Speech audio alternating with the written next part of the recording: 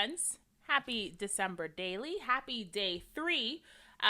Inevitably, in my album, I will tell a story about how tired I am. Inevitably. It came really early this year, but I guess, again, par for the course for what this year has been. But inevitably, I end up telling a story about how tired I am, and inevitably, for like the last, I think like 3 years, something that Brandy Kincaid shares ends up in my album. Again, this happened a little bit earlier this year than it normally happens, but, man, I just had a tough day at work. It is what it is. It was a tough day at work.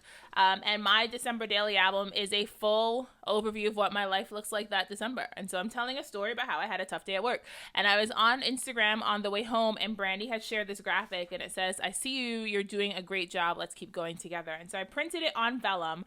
Now, you can kind of see it here. On Instagram, it had like her handwriting, and then this is in a quote bubble. I printed it on vellum because I want to put it on top of this picture. So this is going to go on the left side of my spread. It's just a picture of me doing some work when I came home, because that's the thing about having as much going on as I have going on, is when you finish your real job, you have other stuff to do. And I'm not complaining, you guys. I don't want people to think that I'm complaining about how much I have going on, but I do have a lot going on. And then some days it's just a lot. That's just the reality of the situation, is some days it's a lot. And then there's this transparent piece that says more sparkle, less stress. And I was like, yes, please. So I'm going to put that here on this photo and figure out how to make it work somehow, and then that's going to go like this. Now, for my journaling, what I normally do is, if I'm telling a harder story or a story that's less, shining, bright, merry, magic stuff, I like to hide it. And I take Heidi Swap's Stop the Blur class, and she had a really interesting lesson about hiding, like, journaling and stuff. So I'm going to attempt to recreate something based on what she shared. So I have a few things already prepped. Now, this is a crepe paper, pattern paper, that I cut down to be the size of a page protector. This is the back side of it. And I drew a bunch of pencil lines. I drew a line 3/4 of an inch from the margin, which I did upside down. I guess it doesn't matter. Yeah, I did it upside down. Now that I'm looking at it, I did it upside down. So I guess it just means that I had it designed so that this piece could be on top and the journaling could be on the bottom. It really doesn't matter which way it works. But anyways, I did a line 3/4 of an inch from the margin so I can punch my holes, and then a line 1/2 inch from the margin, and then 1/2 inch from the top and the bottom. And then my journaling is 4¼ inches wide, so I have some lines 4¼ inches apart from each other. And then this was a card from the main kit. My life this season isn't always merry and bright, and that's okay. Perfection. This was a card from the main kit that I trimmed down, and I actually think I made my track too big. So I might have to go ahead and reevaluate these numbers and make sure that the pieces are going to fit, because I realized that I made these two lines are too far apart. So I'm actually going to reevaluate my lines real quick, and then I'll come back when I'm sure that this is what it's supposed to be. Okay, so I have a few other things ready. I have 4 strips of paper that are cut the width of my journaling, and they're 1 inch and scored at 1/2 inch. And again, if you watch Heidi's lesson, she's going to explain this way better than I did. I'm just, working off of what she did. So to not take away from artist credit, I'm not going to try to explain it so much. I'm just going to make something. So the other thing I have is a Crocodile corner chomper, and I'm rounding the corners of this piece. And again, I'm following Heidi's lesson. So if I look confused, it's because I am confused, and I'm attempting to recreate something that she made. And she totally knew more about what she was doing than I did. But I just wanted to round these edges. And now I'm not going to do this where you guys can see me, because I am not Crystal or Heba or any of those super crafty people who are good with an X-Acto knife. I have to cut lines where these are so that my journaling can fit into it. So I'm going to quickly cut these lines, but not where you guys can see me, because that's going to make me nervous. And then I'll come right back when I have these lines cut in. Okay, so I have my slits cut into my paper. It was a tiny bit traumatic, but I did it, and it wasn't the worst thing. So now we're going to attach our tracks, and this is just going to help our journaling pieces slide in and out of the paper that they're living in. Now, this is a really neat thing that she did. I've never done this before. I always use foam to do my pocket stuff. And this is like so much less bulky than foam. So I'm going to probably do it this way more often because it's such a novel idea. This is why I recommend taking classes from people. Because everybody has, I honestly believe, especially depending on who you take it, but I do believe everyone has something to offer and you can learn something from everybody. And I make lots of interactive bits and pieces, and I've never thought about doing like a pullout like this. Like I always use foam and add a bunch of bulk and stuff that doesn't need to be there. And that's what, okay, so then that works. And then the way this works is this is going to slide. This is too wide. Okay, take two. So the way it works is this is going to slide in here, right? So this is just going to be a cool, like a neat little track for this to stick down. I'm going to go ahead and stick my other two little track mechanisms on, and then we'll keep working. Okay, so the other thing she did that was really, I thought, ingenious was to make sure that you remember that there was something to slide out. That's what these little pieces were for. So these are designed to fit right in here. And you stick them down in here. And then they fold over on the other side. And that's so you remember where the cut is, so that you have a little pull-out mechanism. And then you just stick that down. So again, I'm going to do this. I'm going to do one, do the other one, and then come back. But you just stick this down on this side, stick it down on the other side. And now you have a, and also you want to make sure that you put it in the flap. So I'm going to trim this off a little bit on either side so it fits in. Stick both of them down. Okay, so I've gone ahead and attached all my stuff down. And I highly recommend you take Heidi's Stop the Blur. First of all, if you're not taking Heidi's Stop the Blur class, you're missing out because she has tons of cool techniques. But if you really want to see how to do this, I'm not going into too much effort to teach it because this is her technique and I don't want to, like, you know, steal her intellectual property. So I highly recommend if you're interested in how to do this, you take her class. But what I'm doing that might be a little bit different from what she did is I'm adding pull tabs to my my pull-out elements so I can actually pull them out in the long run. I'm using, not Concord and Knife, Simon Says Stamp Midnight Green cardstock. This is the same cardstock I used yesterday for my day 2 story. It's 80-pound cardstock, so it's super like toothy and tense, but it's also really smooth, and it's just a beautiful shade of green. I'm really attracted to deep greens, so I'm adding a little pull tab to my journaling and to this pull-out element, just so that when they're in their tracks, like you can see that there's something that's supposed to be pulled out. Otherwise, like I think it's gonna get lost. So then the last thing I'm gonna do is just stick a bit of copy paper down to this whole back thing. This is going to go back to back with the day 2 story, but I just want to make sure I have like a complete piece before I attempt to back it with, I just want to make sure I have a complete piece before I attempt to back it with the story before. So I'm just going to stick this down to the copy paper. Now I'm sticking it down on all the edges, obviously, and then I'm just going to put adhesive on each of these like individual track pieces, stick the copy paper down, and then we'll test this pocket out. All right, so I've attached the whole thing to the copy paper with a ton of ATG adhesive, and now we're gonna give this a test. We're gonna open this up, slide this in, hopefully it will cooperate. There we go. And now I just have a little pocket for my journaling and for this sentiment that I think is a really good reminder for me in particular this December, maybe for a lot of people, but definitely a really important reminder for me this December.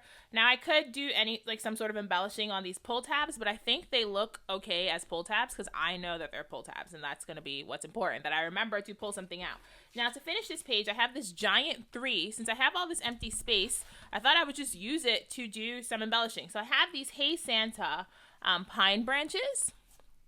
Yeah, pine branches. And I'm just going to make a little, kind of similar to what I did yesterday also, since I have a giant number. It's kind of weird that I had a giant 1, I have a giant 2, and I have a giant 3. So that means by day 4, I gotta like start using small numbers again.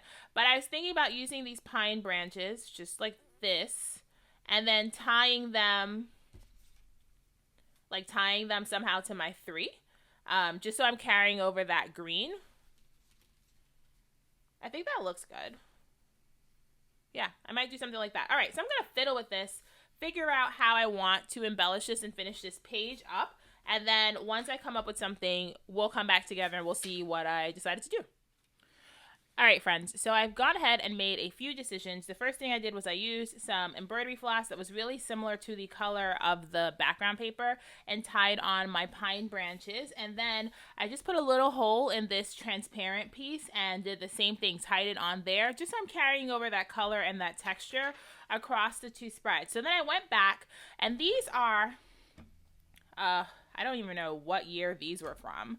These are some, tiny phrase stickers from, I want to say 3 or 4 years ago. I liked this gray color because it's neutral enough so it doesn't clash with any of the other colors on the page, but it also doesn't have like a super holiday sentiment, right? It just says stories of today and this story, which was perfect for, that is not straight. Just gotta make sure that's straight, which is perfect for, you know, the type of story that I'm telling and the type of stories that I enjoy telling in December. I like telling stories that are not, I guess that is straight, I'm just losing my mind. I enjoy telling stories that are not like, you know, perfect holiday stories all the time, because I just feel like it gives me a more complete album. Now I have these chipboard stars, and Allie, if you watch this, please give me more glitter chipboard stars. Please, forever and ever will I be grateful to you if you give me more glitter chipboard stars. Glitter chipboard stars are my love language. So I have used all of my gold ones, which makes me very sad. I have a few red ones and then a few sheets of white ones. So I figured to fill in some of this empty space, I'm just going to put 3 chipboard stars around the number 3. I like to do things in threes because, you know, visual triangle and all that. So I'm going to do 3 chipboard stars around my 3. To kind of fill in some of this empty space, just so it's not just that 3 hanging out by itself. And then I'm going to put 1 chipboard star right here with that green tag. Again, so we're repeating elements. If I'm going to do something on one side, like I feel like I have to do it on the other side, just because I feel like it helps tie a spread together, right? Now, which side do I like it on? I think I like it on the left side or the right side. I haven't decided if I like it on the left or the right. We're going to make that decision last. So I'm going to go ahead and stick all these things down. Now I am going to try wet glue again, even though the wet glue, what day it was? The wet glue let me, yesterday. It was yesterday. Wet glue let me down on day 2. But this is wood, so hopefully the wet glue will work. If not, then I will pull out my red line tape, which I had to do yesterday. But I don't like fussing with red line tape. The same reason I don't like fussing with score tape. I don't like having to mess with that release paper. It's just me being lazy. It's nothing against the actual medium. It's just me being lazy. I don't like fussing with release paper. And then I'm just going to go ahead and stick down these chipboard stars. And then I'll come back and read my journaling to you. Today's journaling is not as long or involved as some of the other stories that I've told this month because it was a letter to me on a not so merry and bright day, which, you know, happens in December. So I'm going to hopefully stick this down with the wet glue. I'm not sure if it's cooperating. So we're going to put some pressure on that, and then I'll come back and read my story to you.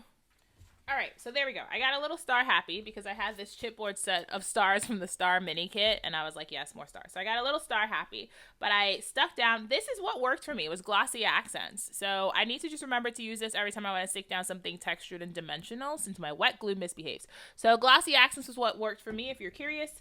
I did get a little overzealous with the amount that I put down on this, and it does dry glossy. So that's just something worth noting, is if you're going to use this, use less than you think you do, because if it seeps out, it doesn't dry clear and matte like other adhesives because it's glossy accents. It's just the nature of the game.